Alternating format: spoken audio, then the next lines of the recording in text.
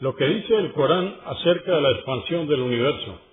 Dios, alabado y bendecido sea, dice en el Corán, capítulo 51, verso 47, por cierto que erigimos el cielo con solidez y nosotros tenemos el poder sobre él.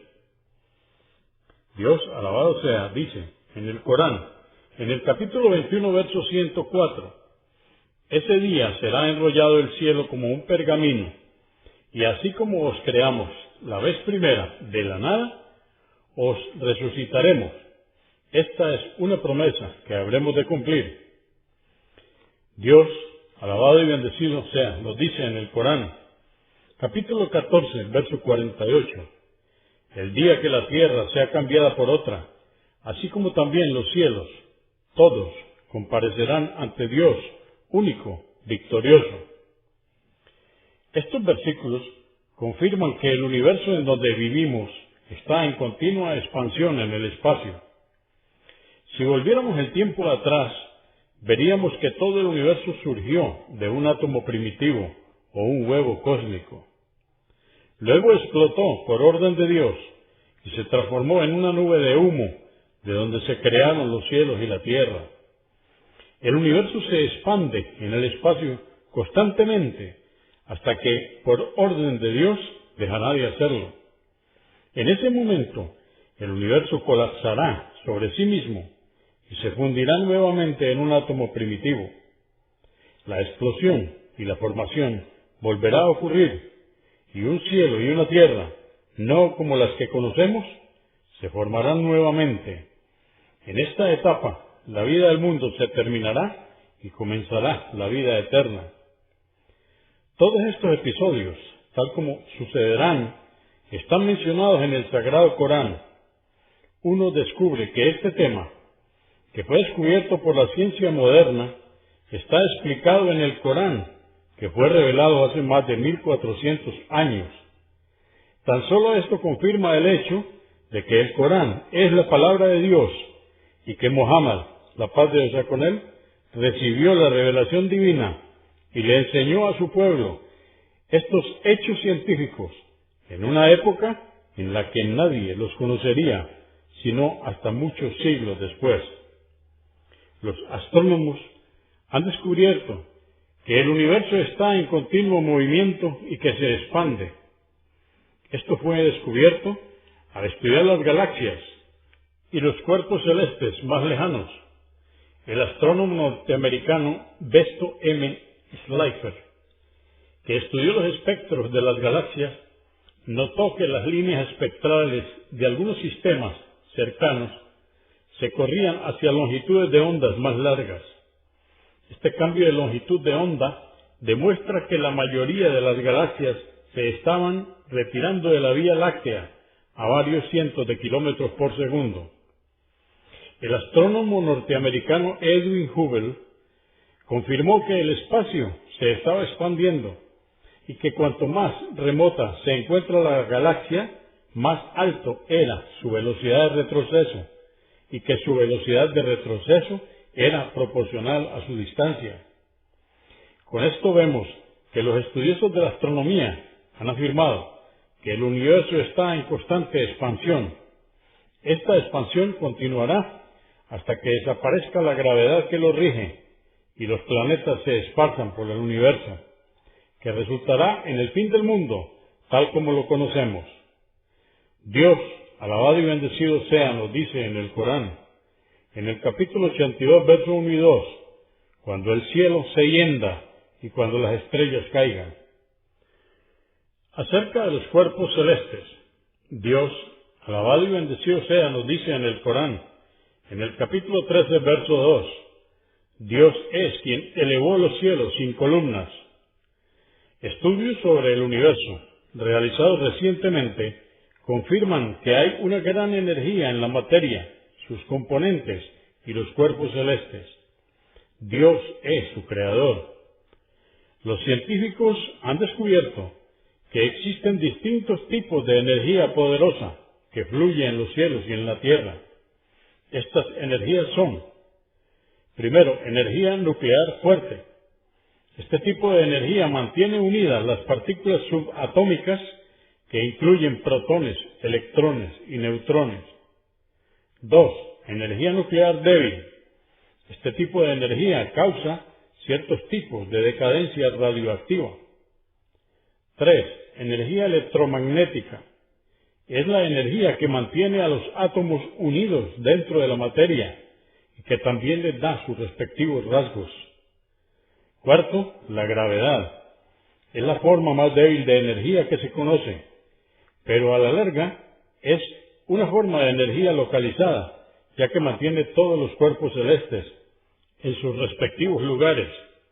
Dios, alabado sea, dice en el Corán, en el capítulo 21, verso 33, y Él es quien creó la noche y el día, y dispuso que el sol y la luna recorran cada uno su órbita. Dios, alabado y bendecido sea, dice en el Corán, en el capítulo 36, versos 38 al 40, y el sol orbita como le fue asignado. Ello es un decreto del poderoso omnisciente. Y a la luna le decretamos sus fases, hasta que va menguando, y parece una rama seca de palmera. No le es posible al sol alterar su curso, y así alcanzar a la luna, ni la noche puede adelantarse al día. Todos los astros circulan por sus órbitas. En estos versículos, Dios expresa que el sol viaja hacia cierta dirección. Antiguamente se percibía que el sol estaba inmóvil. Los cosmólogos y astrónomos modernos afirmaron que el sol se mueve en cierta dirección. Todos los planetas en el sistema solar se mueven como satélites. La órbita de la Tierra es concéntrica con respecto a las órbitas de los planetas. Dios, alabado y bendecido sea, dice en el Corán, en el capítulo 51, verso 7, por el cielo colmado de caminos estrellados. En árabe, la palabra hubuk, o sea, entre paréntesis, caminos estrellados, tiene más de un significado. Primero, perfección en la creación. Los astrónomos calculan que existen 200.000 millones de galaxias en el universo, conocidas por el hombre, y aproximadamente 70.000 billones de estrellas. Cada galaxia varía en tamaño, forma, densidad, velocidad a la que viaja sobre su eje, su distancia con respecto a la Tierra, la distancia que separa una de otra, la cantidad de estrellas que tiene y la vida de cada una de sus estrellas. Caminos estrellados. También se refiere, punto 2, a algo que está combinado e integrado a la perfección. Esta impresionante cantidad de galaxias y estrellas en la parte del universo que se conoce es sólo el 10% del universo. Debe existir un poder que mantiene todo unido y en orden. De lo contrario, todo colapsaría y sería un tremendo caos. Y Dios, alabado y bendecido sea, que está lejos de tener alguna imperfección, dijo en el Corán, capítulo 35, verso 41, ciertamente Dios es quien contiene a los cielos y la tierra para que no se desorbiten, y si se desorbitasen, nadie los podría contener, porque Él es tolerante, absolvedor. Otro significado también se refiere a las órbitas por las que flotan los astros. Entre las cosas que han asombrado a los científicos está la gran cantidad de galaxias que hay en la porción que se conoce del universo. Esto prueba que este universo funciona en un sistema perfecto. Dios, que sea alabado y bendecido, nos dice en el Corán, en el capítulo 10, verso 5, Él es quien hizo que el sol tuviese luz propia y determinó que la luna reflejase su luz en distintas fases para que podáis computar el número de años y los meses. Dios no creó esto sino con un fin justo y verdadero, y aclara los signos para quienes los comprenden. Y esto está en el capítulo 10, verso 5 del Corán. Una perfecta distinción existe entre la luz que emana de un cuerpo luminoso o ardiente y la luz del sol reflejada por un cuerpo oscuro o frío. entre paréntesis, como puede ser la luna, que se refleja de manera constante y estable sobre la tierra. Este hecho está mencionado en el Corán hace más de 1400 años, lo que prueba que el Corán es la revelación divina de Dios. Acerca de la presión del aire, Dios, alabado y bendecido sea, dice en el Corán, en el capítulo 6, verso 125, a quien Dios quiere guiar, le abre el corazón para que acepte el Islam, entre paréntesis, el sometimiento a él. En cambio, a quien él quiere extraviar, le oprime fuertemente el pecho, como si subiese a un lugar muy elevado. Así es como Dios domina a los incrédulos. Repito, esto es en el capítulo 6, verso 125. De este versículo se desprende la idea de que cuanto más uno se eleva en la atmósfera, más se le dificulta respirar. Esto sucede por la reducción de los niveles de presión y oxígeno. No se puede probar, salvo que alguien ascienda hasta el cielo. Este hecho fue descubierto después de que el hombre logró volar y alcanzar alturas elevadas. Cuando una persona se eleva hacia el cielo más allá de 8 kilómetros sobre el nivel del mar, tiene dificultad para respirar debido a la falta de oxígeno y a la baja presión. Un problema frecuente a esa altura es la hipoxia, con H, hipoxia, que se produce cuando los tejidos del cuerpo reciben muy poco oxígeno. También se puede sufrir de disbarismo, que es una sucesión de síntomas complejos que ocurren por la excesiva exposición a la presión baja o cambiante del aire. Estos dos problemas interfieren con las funciones normales del cuerpo. Por lo tanto, la dificultad de respirar en alturas elevadas puede ser explicada sencillamente como pasos que sigue el cuerpo para protegerse. Acerca del espacio exterior y la oscuridad, Dios, que sea alabado y bendecido, dice en el Corán, en el capítulo 15, versos 14 y 15, y aunque les abriéramos una puerta en el cielo por la que pudieran ascender y contemplar cuanto hay en él, no creerían. Dirían, nos han turbado la vista y se nos ha hechizado. Esta similitud es impresionante. Representa un hecho universal que era desconocido para los hombres y no fue descubierto sino hasta la época de la exploración del espacio en los años 60. El universo entero está envuelto en oscuridad. La luz que se ve en la Tierra se observa a 200 kilómetros. Más allá de eso, el Sol parece un disco azul. La oscuridad se evidencia en todas direcciones, debido al vapor de agua y las partículas de polvo. Y Dios es quien no tiene imperfecciones y nos ha informado de esta realidad en el Sagrado Corán. Acerca del átomo, Dios, alabado y bendecido sea, nos dice en el Corán, en el capítulo 10, verso 61, a tu Señor no se le escapa nada en la tierra ni en el cielo, ni siquiera algo del tamaño de un átomo. Y no existe nada menor o mayor aún que no esté registrado en un libro claro, la tabla protegida. En este bellísimo versículo del Corán, Dios aclara que no hay nada que esté oculto de Él en este universo, sin importar qué tan diminuto sea. Se creía que el átomo era lo más pequeño que existía en el universo. Después que se descubrió que se podía dividir en partes más pequeñas, con propiedades eléctricas positivas, como los protones, y con propiedades eléctricas negativas, como los electrones. En 1939, los estudiosos alemanes Hahn y Strassmann dividieron un átomo de uranio en la Universidad de Berlín.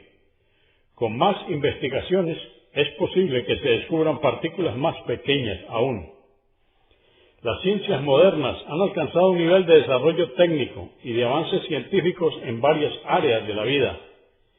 El futuro todavía depara más desarrollo. Este proceso continuará hasta el día de la retribución.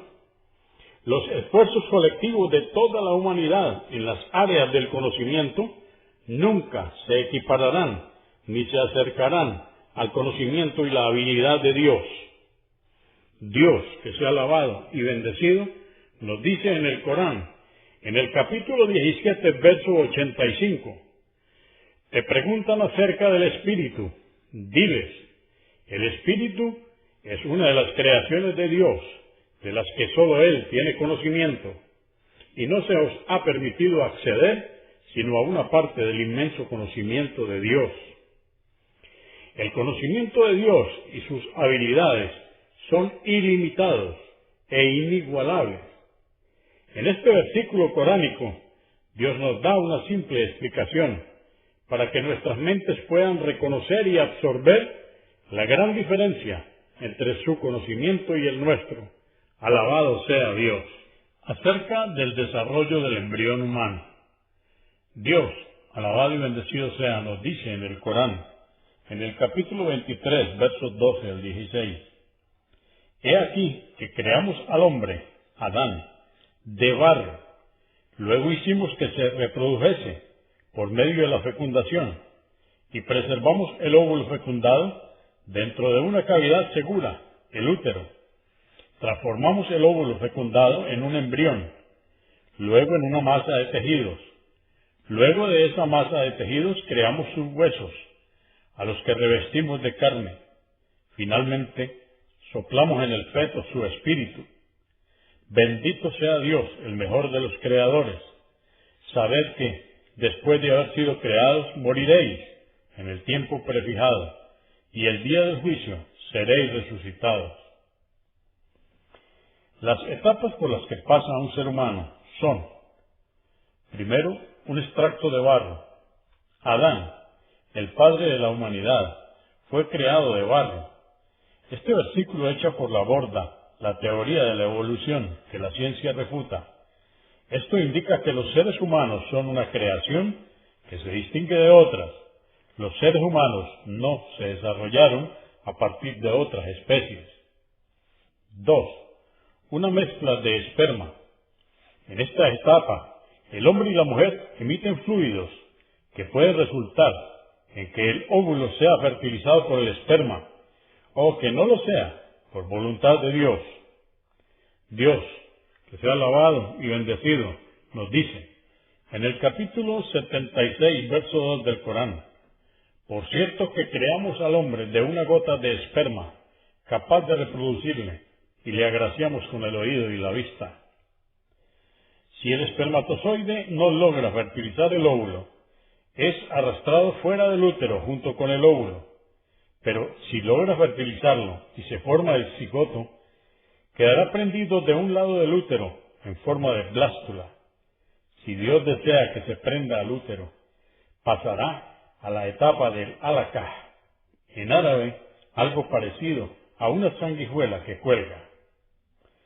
Dios, que sea alabado y bendecido, dice en el Corán, en el capítulo 22, verso 5, oh hombres, si tenéis dudas de que tenemos poder para resucitaros, sabed que nosotros hemos creado a Adán de barro, luego a toda su descendencia, de un cigoto, que luego se transforma en un embrión, luego en una masa de tejidos, algunos ya formados y otros por formarse. Ello es una evidencia de nuestro poder. Aquellos que decretamos que completen su gestación, os hacemos nacer, y luego de la infancia llegáis a la madurez. De vosotros hay quienes mueren antes de esta etapa, y quienes alcanzan la senectud, y ya no recuerdan nada del conocimiento que adquirieron. Y podéis observar también la tierra árida, que cuando hacemos que llueva sobre ella, ésta se remueve, se hincha y hace brotar toda clase de plantas bellas. Esto está en el Corán, en el capítulo 22, verso 5. Otra connotación de la palabra alaqah en árabe quiere decir coágulo de sangre o algo que cuelga. Se describe así a esta etapa, ya que el embrión está suspendido dentro del útero de un modo similar al que una sanguijuela se alimenta de la sangre de otras criaturas. Otra connotación de la palabra halakha es sustancia masticada. Se escribe así ya que el embrión es similar en apariencia a algo que ha sido masticado. Otra etapa es la formación de los huesos. Otra etapa es cuando los huesos se cubren de carne. Finalmente, el desarrollo del embrión a una forma diferente. En esta etapa, el embrión va tomando forma de cuerpo y Dios le da el soplo de la vida.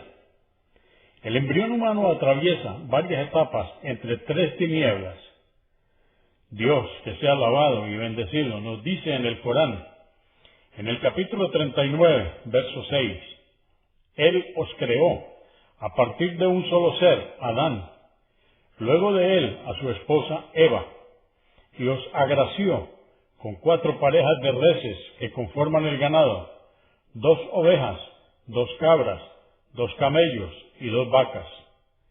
Os creó en los vientres de vuestras madres en sucesivos períodos y en 3 tinieblas, el vientre, el útero y la placenta.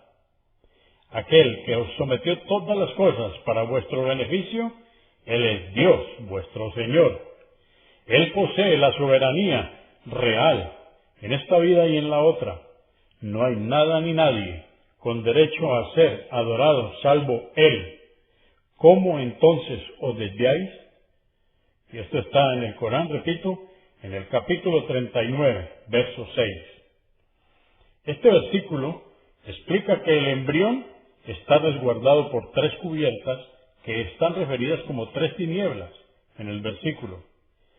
El agua, el aire, la luz y el calor no pueden penetrar estas 3 cubiertas ni pueden ser observadas a simple vista. El doctor Maurice Bucaille dijo, los intérpretes modernos del Corán ven en este versículo las 3 capas anatómicas que protegen al feto durante la gestación, la pared abdominal, el útero en sí mismo y lo que rodea al feto, la placenta, las membranas embriónicas, los fluidos amnióticos. El embrión está colocado en un lugar seguro. Dios dice, alabado sea Él, en el Corán, capítulo 77, versos 20 al 23, ¿no os hemos creado de un líquido vil, el esperma, el cual depositamos en un lugar seguro, el útero, hasta un tiempo determinado? Así lo hemos decretado porque tenemos poder sobre todas las cosas. Y esto está, repito, en el capítulo 77, versos 20 al 23. El doctor Gary Miller contó, un periodista le preguntó al profesor Keith Moore, ¿no cree que tal vez los árabes pudieron haber sabido estas cosas, como la descripción del embrión, su apariencia, cómo se desarrolla y crece? Tal vez no hayan sido científicos, pero pudieron haber hecho crudas disecciones por su cuenta, o excavado dentro de la gente para examinar estas cosas. El profesor inmediatamente le hizo saber al periodista que se había pasado por alto un detalle muy importante. Todas estas diapositivas del embrión que se habían mostrado y la película que habían proyectado se pudieron hacer mediante fotos tomadas a través de un microscopio. Entonces dijo, no importa que alguien haya querido descubrir la embriología 14 siglos atrás, nunca hubieran podido verlo. Todas las descripciones del Corán sobre la apariencia del embrión son cosas demasiado pequeñas para ser observadas a simple vista. Por lo tanto, se necesita un microscopio para poder verlas. Ya que este tipo de instrumento existe en el mundo apenas desde hace 200 años, el doctor Keith Moore se burló de la pregunta diciendo, claro que tal vez 14 siglos atrás alguien tuvo un microscopio en secreto y realizó esta investigación sin cometer ningún error. Luego, de alguna manera, le enseñó a Muhammad su descubrimiento y lo convenció de poner esta información en su libro. Después destruyó su microscopio y mantuvo su secreto de por vida. ¿Realmente creen esto? En verdad, no deberían, salvo que tengan pruebas de ello, porque es una teoría ciertamente ridícula. Cuando le preguntaron cómo explicaba él que esta información estuviera en el Corán, el Dr. Moore respondió: solo pudo haber sido una revelación divina. El Dr. Gerald C. Geringer dijo: en la mayoría, si no en todas las instancias, esta descripción se retrotrae en muchos siglos a los registros de las diferentes etapas del embrión humano y del desarrollo del feto, recogidas por la literatura científica tradicional. Lo que dice el Corán acerca de los océanos, acerca de la barrera que existe entre los mares. Dios, que sea alabado y bendecido, nos dice en el Corán, en el capítulo 25, verso 53, Él es quien ha hecho confluir las dos masas de agua, una dulce y la otra salada, y ha puesto entre ambas una barrera para que ninguna modifique a la otra. El hecho de que las aguas oceánicas no se mezclen entre sí fue descubierto recientemente por los oceanógrafos modernos, debido a la fuerza física llamada tensión superficial. El agua de un mar vecino no se mezcla. Esto sucede por la diferencia de densidad de las aguas. La tensión superficial evita que se mezclen entre sí, como si hubiera una delgada pared entre ellas. El río Amazonas, por ejemplo, desemboca en el océano Atlántico y mantiene sus características a pesar de adentrarse 200 metros en el océano. Acerca de la oscuridad de los mares, Dios, que sea alabado y bendecido, nos dice en el Corán, en el capítulo 24, verso 40, o como tinieblas en un mar profundo cubierto de olas, unas sobre otras, que a su vez están cubiertas por nubes. Son tinieblas que se superponen unas sobre otras. Si alguien sacase su mano, apenas podría distinguirla. De este modo, a quien Dios no ilumine jamás, encontrará la luz de la guía. Es sabido y está científicamente comprobado que en las profundidades extremas del océano no hay luz, solo oscuridad. La causa de esto es que los rayos del sol no pueden llegar hasta allí, porque los océanos varían de profundidad, de algunos cientos de metros a 11.034 metros. La oscuridad en los mares y océanos profundos se encuentra alrededor de una profundidad de 200 metros y más. A esta profundidad casi no hay luz. Más allá de 1.000 metros de profundidad ya no hay más luz. Por lo tanto, la mayoría de los rayos del sol son absorbidos por el agua a los 100 metros. Esta porción del mar es conocida como la porción luminosa. De allí en más, el 1% de los rayos del sol son visibles a 150 metros y solo el 0.01% de los rayos a 200 metros. La capa de ozono de la atmósfera refleja la mayoría de los rayos ultravioletas, mientras que las nubes reflejan un 30% y absorben un 19% de estos rayos. Solo el 51% llegan al mar. Entre el 3 y el 30% de la luz solar se refleja sobre la superficie del mar. Luego, casi todos los 7 colores del espectro de luz son absorbidos, uno tras otro, en los primeros 200 metros, excepto la luz azul. Acerca de las olas internas. Los científicos han descubierto recientemente que existen olas internas que ocurren en las interfaces de densidad entre las capas de distintas densidades. Las olas internas cubren las aguas profundas de los mares y los océanos, porque las aguas profundas tienen una densidad mayor a las que están por encima de ellas. Las olas internas actúan como las olas superficiales. También pueden romper, al igual que las olas de la superficie. Las olas internas no pueden ser observadas a simple vista, pero pueden ser detectadas al estudiar los cambios de temperatura o salinidad en un lugar específico. Por ejemplo, el agua del mar Mediterráneo es cálida, salina y menos densa si se la compara con el agua del océano Atlántico. Cuando el agua del Mediterráneo entra en el Atlántico, sobre la plataforma de Gibraltar, se mueve varios cientos de kilómetros dentro del Atlántico a una profundidad de 1000 metros, con sus propias características de temperatura, salinidad y menor densidad. El agua del Mediterráneo se estabiliza en esta profundidad. A pesar de que existen grandes olas, fuertes corrientes y mareas en estos mares, no se mezclan sus aguas ni se traspasa esta barrera. Esta información llega a nosotros en esta época a través de la tecnología avanzada y los equipos disponibles para observar esto específicamente. El profeta Mohammed, la paz de Dios sea con él, vivía en el desierto, lejos del océano, y en su vida nunca cruzó un océano. El hecho de que el Corán mencione este fenómeno indica la veracidad del Corán. Lo que dice el Corán sobre la formación de las nubes y de la lluvia. Dios, alabado y bendecido sea, nos dice en el Corán, en el capítulo 7, verso 57, Él es quien envía los vientos que albrician la llegada de su misericordia. Cuando estos reúnen a las nubes, las conducimos hacia la tierra azotada por la sequía, donde descendemos la lluvia, con la que hacemos brotar frutos de todas las clases. De la misma manera, haremos resucitar a los muertos. Así pues, reflexionad.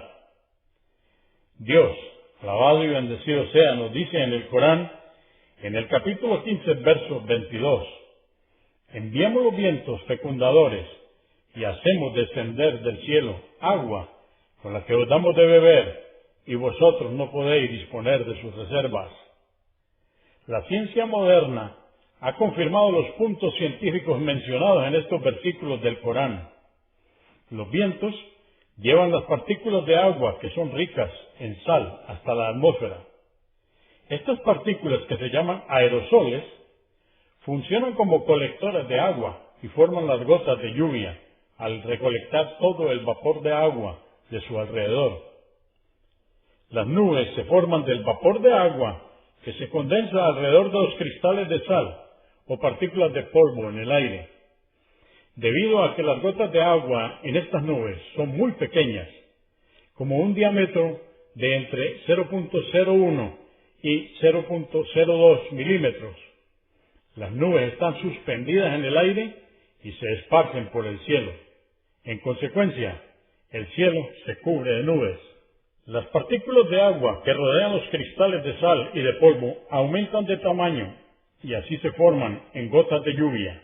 Entonces las gotas, que son más pesadas que el aire, abandonan las nubes y comienzan a caer sobre el suelo en forma de lluvia. Dios, alabado y bendecido sea, nos dice en el Corán, en el capítulo 24, verso 43, ¿acaso no observas que Dios impulsa las nubes lentamente, luego las agrupa hasta formar cúmulos, y después ves caer de ellas la lluvia? ¿Acaso no reparas que Dios hace caer del cielo granizo, con el que azota a quien quiere, y le protege de él a quien le place, cuando sólo el resplandor del relámpago podría cegarles? Las nubes de lluvia se forman y agrupan de acuerdo con etapas y sistemas bien definidos. Las etapas de formación de los cúmulos, un tipo de nubes de lluvia, son: primera etapa, cuando son arrastradas. Las nubes son arrastradas por el viento. Segunda etapa, cuando se juntan. Luego, las nubes pequeñas, cuando son cúmulos, son arrastradas por el viento y se van uniendo para formar una nube más grande. Tercera etapa, cuando se amontonan. Cuando las pequeñas nubes se juntan, las corrientes ascendentes que hay dentro de la nube más grande aumentan. Las corrientes ascendentes que están cerca del centro del cuerpo de la nube son más fuertes que las que están sobre los bordes. Estas corrientes ascendentes provocan que el cuerpo de la nube crezca verticalmente.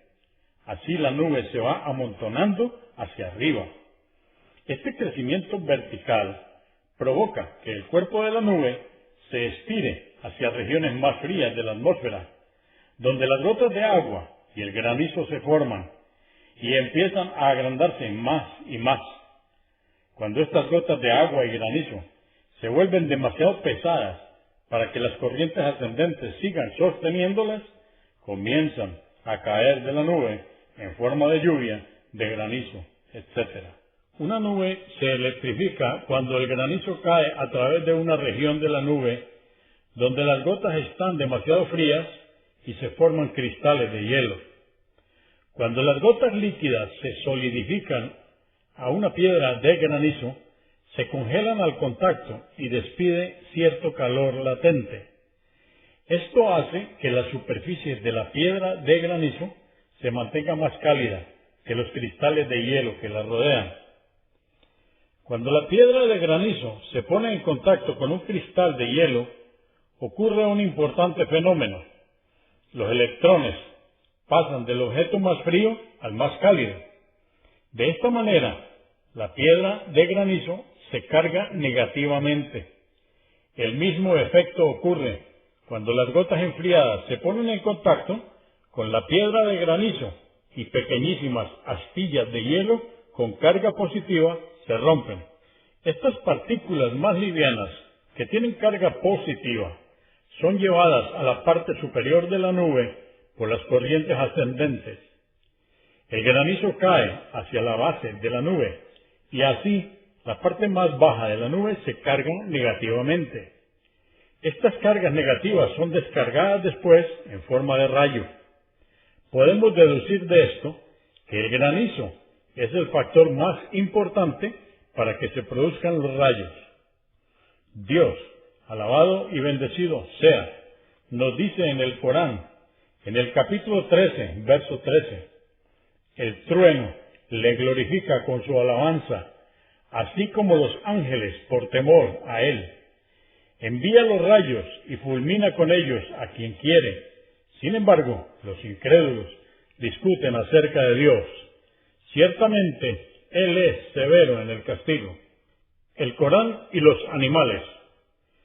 Dios, alabado y bendecido sea, nos dice en el Corán, en el capítulo 16, verso 66, tenéis en los ganados un ejemplo del poder divino.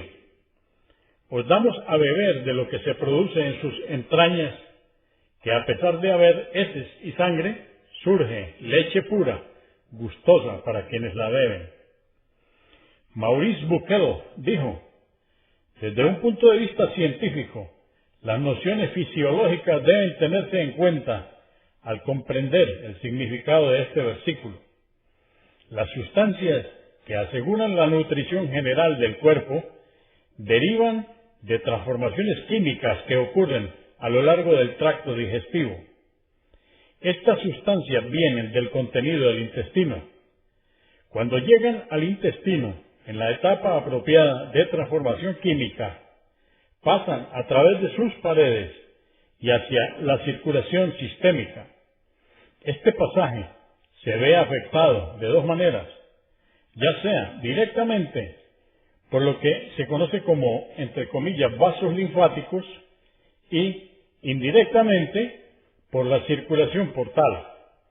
Esto las conduce primero al hígado, donde sufren ciertas o distintas alteraciones, y de ahí luego emergen para unirse a la circulación sistémica. De esta manera, todo pasa al torrente sanguíneo. Los componentes de la leche son segregados por las glándulas mamarias. Estas se nutren del producto de la digestión que llega hasta ellas a través del torrente sanguíneo. La sangre, por lo tanto, juega el papel de recolector y conductor de lo que se ha extraído de la comida y le lleva la nutrición a las glándulas mamarias, que son las productoras de leche, tanto como lo hacen con los demás órganos. Aquí el proceso inicial que pone el resto en marcha es juntar el contenido del intestino y la sangre al nivel de la pared intestinal propiamente dicha. Este concepto tan preciso es el resultado de los descubrimientos que se han hecho sobre la química y la fisiología del sistema digestivo. Esto era totalmente desconocido en la época del profeta Muhammad, la paz de Dios sea con él, y se ha terminado de comprender recientemente. Considero, dice Maurice Bucaille, que la existencia de un versículo en el Corán que se refiere a estos conceptos no pueden tener una explicación humana, dado al período histórico en el que fue formulado. El Corán y las montañas. Dios, alabado y bendecido sea, nos dice en el Corán, en el capítulo 78, versos 6 y 7. Por cierto, que dispusimos la tierra como un lecho, propicio para que lo habitasen, a las montañas como estacas, para que no tiemble la tierra. Los científicos explican la importancia de que las montañas sean como estacas, entre comillas, que estabilizan la tierra. Dicen, las montañas tienen raíces subterráneas. Estas raíces están encajadas en el suelo, por eso las montañas tienen la forma de una estaca. La corteza terrestre tiene entre 30 y 60 kilómetros de espesor, cosa que se sabe por el uso del sismógrafo. También se sabe, gracias a este instrumento, que cada montaña tiene una raíz subterránea, que estabiliza la corteza terrestre con las capas subterráneas y evita que la tierra se sacuda. Por eso, una montaña es parecida a un clavo que mantiene unidos a dos pedazos de madera. Dios, alabado y bendecido sea, nos dice en el Corán, en el capítulo 16, verso 15, afirmó las montañas en la tierra para que no se sacudiera, dispuso ríos y caminos para que viajéis por ellos.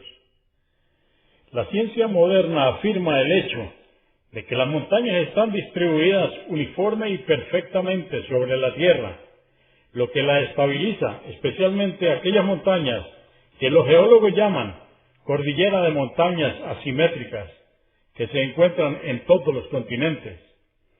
¿Cómo pudo un hombre iletrado, cuya nación era iletrada, haber sabido estos hechos? El agua y la vida. Dios, que sea alabado y bendecido, nos dice en el Corán, en el capítulo 21, verso 30, ¿acaso los incrédulos no reparan que los cielos y la tierra formaban una masa homogénea y la disgregamos, y que creamos del agua a todo ser vivo? ¿Es que aún después de esto no creerán? La ciencia moderna confirma claramente que el agua es el componente básico de la vida, con el cual cada célula está constituida. Los químicos han probado que el agua es una sustancia necesaria y activa que se usa en los cambios y reacciones que ocurren dentro del cuerpo. Por esta razón, es el único fluido que cada ser vivo necesita, sin importar qué tan grande o pequeño sea, ya sea un microorganismo o el animal más grande que viva sobre la tierra. El agua que cubre la tierra en nuestros días es aproximadamente el 71%, y el restante 21% del planeta es tierra seca. La fuente principal del cuerpo humano y animal es el agua, y también es esencial para las plantas, como fue probado por análisis científicos que demuestran que el cuerpo de un ser humano adulto, a partir de la edad de 15 años y en adelante, contiene aproximadamente un 71% de agua. En cuanto a un niño, su cuerpo contiene un 93% de agua. Esto indica que el 80% del agua corre por el cuerpo humano y el resto es la sangre. En los animales y plantas se encuentra hasta un 90% de agua. ¿Quiénes demuestran enemistad con el Islam? Si observamos las religiones del mundo, uno puede darse cuenta de que el Islam es una religión que mucha gente rechaza o se resiste a conocer. Pero, ¿cuál es la razón para esta enemistad declarada? Si tuviéramos que clasificar a quienes abiertamente se muestran como enemigos del Islam, podríamos considerar las siguientes categorías. Primero, los politeístas y gente ignorante, ya que el Islam es la religión de la verdad, que no permite que un creyente adore o se someta a algo o a alguien que no sea Dios mismo. Dios, que sea alabado y bendecido, nos dice en el Sagrado Corán, en el capítulo 39, verso 64, diles, oh Muhammad, a los idólatras, ¿cómo pretendéis, oh ignorantes, que adore a vuestros ídolos en vez de Dios?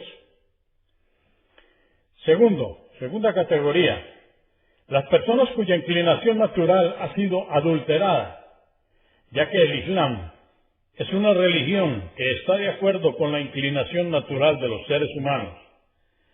Dios, que sea alabado y bendecido, nos dice en el Corán, en el capítulo 30, verso 30, conságrate, oh Muhammad, al monoteísmo, que ellos es la inclinación natural con la que Dios creó a los hombres.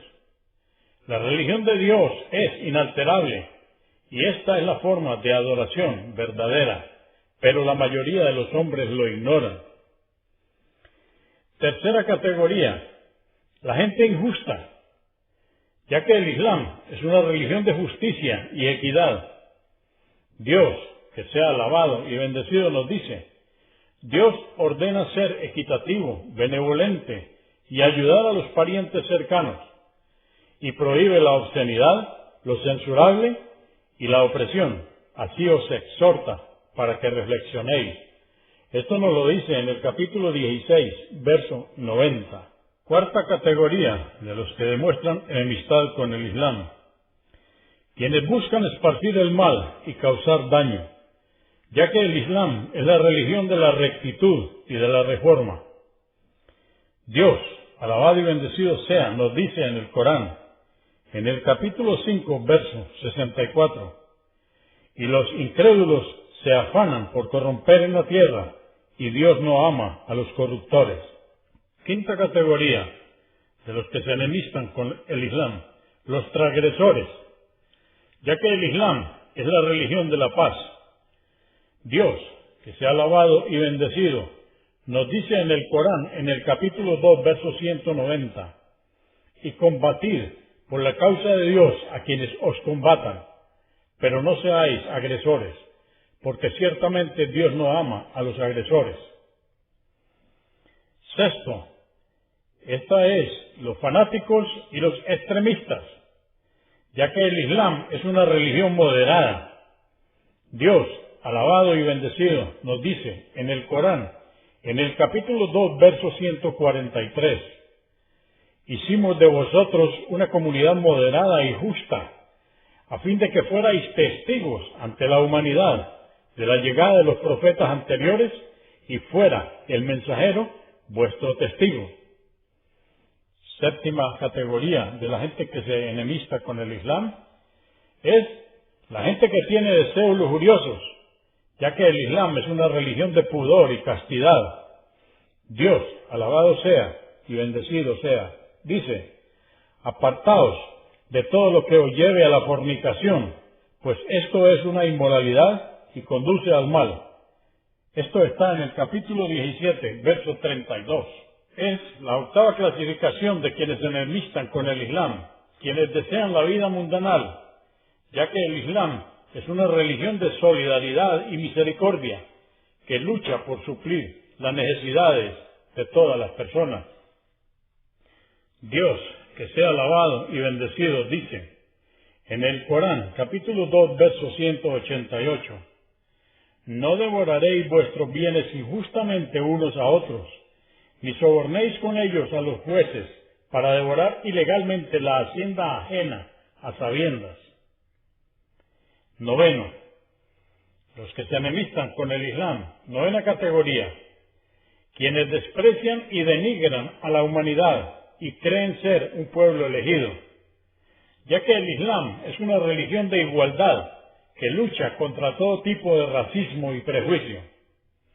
Dios, que sea alabado y bendecido, dice en el Sagrado Corán, en el capítulo 49, verso 13, oh humanos, os hemos creado a partir de un hombre, Adán, y una mujer, Eva, y de su descendencia os congregamos en pueblos y tribus para que os conozcáis unos a otros.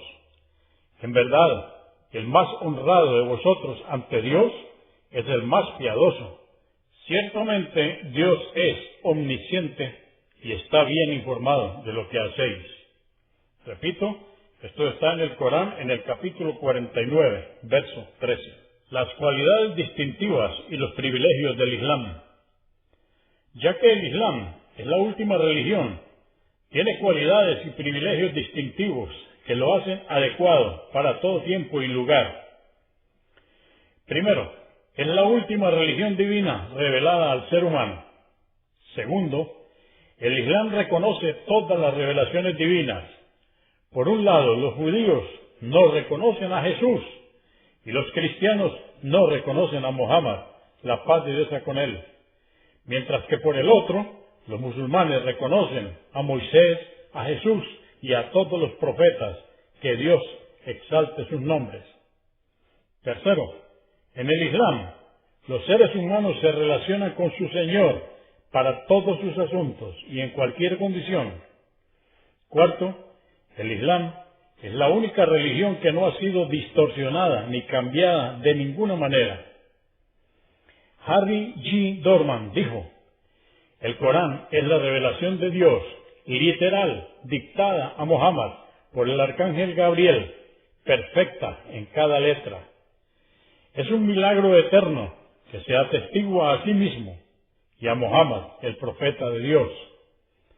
Su calidad milagrosa reside parcialmente en su estilo, tan perfecto y elevado que ningún ser humano o genio podría producir un simple capítulo que se le compare al más corto siquiera.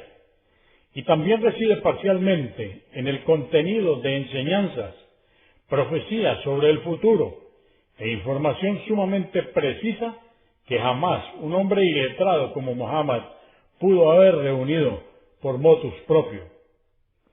El Islam es la religión que cubre los aspectos materiales y espirituales de la vida. No descuida ni el menor aspecto de la vida del musulmán. Abdurrahman ibn Said dijo que le dijeron a Salmán: tu profeta te ha enseñado todo, incluso cómo hacer tus necesidades. Salmán contestó: por supuesto, nos ha prohibido orientarnos hacia la Meca mientras estamos haciendo nuestras necesidades, o que nos limpiemos con la mano derecha, o usar menos de 3 elementos sólidos, o usar restos de huesos o estiércol seco para higienizarse. Esto es una narración de Muslim. W. Thomas Arnold dijo: el sentido de la justicia es uno de los ideales más maravillosos del Islam, porque mientras leo el Corán puedo encontrar esos principios dinámicos de la vida, no un código ético místico, sino uno práctico para la conducta diaria de la vida aplicable a todo el mundo. Quinto, el Islam satisface todas las necesidades del cuerpo y del alma en equilibrio. No permite que un aspecto de la vida sea más importante que el otro. El príncipe Carlos de Inglaterra dijo: hoy el Islam puede enseñarnos una forma de comprender y de vivir en este mundo que el cristianismo mismo se ha empobrecido por haberlo perdido. El Islam se rehúsa a separar al hombre de la naturaleza, la religión de la ciencia, la mente de la materia. Sexto, el Islam no genera conflicto entre el intelecto humano y su naturaleza. Séptimo, el Islam es la religión para todos los seres humanos, sin importar su educación, tiempo o lugar, en contraposición a las religiones previas que fueron enviadas a pueblos específicos en momentos específicos. Por ejemplo, si una persona quiere ser judía, debe nacer judía. Jesús dijo sobre el cristianismo: he sido enviado para los extraviados de los hijos de Israel. Una de las pruebas de que el Islam es una religión universal y que puede aplicarse a todos los pueblos en todas las épocas, sin importar su etnia o idioma, es lo que Dios mismo dice en el Corán. En el capítulo 34, verso 28, y no te enviamos, oh Muhammad, sino como albriciador y amonestador para todos los hombres, pero la mayoría lo ignora. En estos versículos, Dios le ordena al profeta Muhammad, la paz de Dios sea con él, que invite abiertamente a la gente a entrar al Islam. Y así lo hizo, invitando a su pueblo a adorar a un solo Dios y a dejar de lado todas las falsas deidades. La gente los persiguió y aún así se mantuvo inquebrantable y misericordioso. Les envió cartas a los reyes de esa época y los invitó a aceptar el Islam. Entre los reyes a quienes les escribió estuvieron el emperador de Roma, el emperador de Persia y el rey de Abisinia. Si el mensaje del profeta Muhammad, la paz de Dios sea con él, no hubiera sido universal, no hubiera invitado a los gobernantes de diferentes reinados cercanos a Arabia para que acepten el Islam. Esto posiblemente hubiera provocado más de un enfrentamiento con sus adversarios, que estaban mejor preparados para luchar y superaban en número a los musulmanes. ¿Por qué se aventuraría a hacer algo así si no hubiera sido un mensaje divino de Dios que le fue ordenado difundir a toda la humanidad? El mensajero de Dios, la paz de Dios sea con él, dijo: este asunto, la religión del Islam, será tan evidente como la noche y el día. Cada persona en la ciudad o en el desierto sabrá de esta religión, ya sea por fortaleza o debilidad. La fortaleza con la que el Islam es honrado y la debilidad con que Dios deshonra a la incredulidad. Esta es una cita de Agner. Conclusión: la religión divina del Islam es completa en todos los aspectos. Es la constitución para llevar una vida feliz en este mundo y una vida eterna en el paraíso. Seguramente encontrará casos de musulmanes que se desvían y que cometen muchos errores con ellos mismos y con los demás, pero debe saber que el Islam no tiene nada que ver con estos defectos. Debe atribuirse a su propia ignorancia de la religión o a su debilidad en la fe, que lo lleva a hacer lo que se ve en los medios. No juzgues al Islam de acuerdo con lo que hacen algunos de sus seguidores. Esta pequeña publicación debe ser tomada como la llave para comenzar a buscar la verdad, pero debe ser acompañada con las siguientes características. Primero, se deben eliminar todos los prejuicios. Segundo, se debe tener un sincero deseo de encontrar la verdad y no buscar las fallas y errores. Tercero, se debe utilizar un pensamiento crítico e independiente y no uno cegado por los otros. Dios, que sea alabado y bendecido, nos dice en el Corán, en el capítulo 31, verso 21, que cuando se les dice: seguid lo que Dios ha revelado, responden: nosotros seguimos la tradición de nuestros padres. ¿Les seguís? Aun cuando Satanás les sedujo, llevándolos al camino que conduce al fuego del infierno. ¿Cómo se convierte una persona en musulmán? Para convertirse en musulmán no se necesita realizar ningún rito religioso específico o tradición, ni tampoco debe hacerse en un lugar en particular o enfrente de la gente. Esto es porque en el Islam la persona tiene relación directa con su Señor, sin intermediarios. Tan solo con creer y declarar que hay un solo Dios y que Muhammad, la paz de Dios sea con él, es su siervo y mensajero, uno se convierte en musulmán. Luego de hacer esta declaración de fe con sinceridad, cada pecado que la persona haya cometido en su vida hasta ese momento es perdonado. Dios, que sea alabado y bendecido, nos dice en el Sagrado Corán, en el capítulo 25, verso 70, salvo quienes se arrepientan, crean y obren correctamente.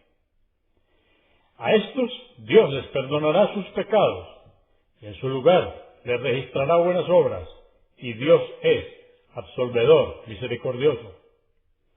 Así comienza la vida de un musulmán, alguien que se somete a la voluntad de Dios. Para los no musulmanes que han aceptado el Islam, su recompensa será el doble, por su creencia en los mensajeros y también por la creencia en Muhammad, la paz de Dios sea con él. Dios, que sea alabado y bendecido, nos dice en el Corán, en el capítulo 28, versos 52 al 54, quienes recibieron nuestra revelación anteriormente, judíos y cristianos, creyeron en él, el Corán, y cuando se les recitaba el Corán decían, creemos en él, por cierto que es la verdad que proviene de nuestro Señor. Ya nos habíamos sometido a Dios antes de esta revelación. Estos son quienes recibirán su recompensa duplicada por haber sido perseverantes y haber respondido con buenas acciones a aquellos que les trataron de mal modo, y haber dado en caridad parte de lo que les habíamos proveído. Además, Dios borra todos los pecados que se hayan cometido antes de aceptar el Islam. El profeta, la paz de Dios sea con él, dijo, el Islam borra todos los pecados anteriores. Esta es una cita de Muslim. Dios, que sea alabado y bendecido, nos dice en el Sagrado Corán, en el capítulo 25, verso 70, les haremos ver nuestros signos en los horizontes y en ellos mismos, hasta que se les evidencie a través de ellos la verdad. ¿Acaso no es suficiente tu Señor como testigo de todo? Terminamos aquí nuestras grabaciones y las enseñanzas de este tema, las llaves para comprender el Islam. Consúltenos en la página www.islaminspanish.org. Comprendemos la bondad de poseer el idioma español y poder usarlo para explicar con claridad la verdad del Islam a la población hispana por medios audiovisuales. As-salamu alaykum. Que la paz de Dios sea con ustedes.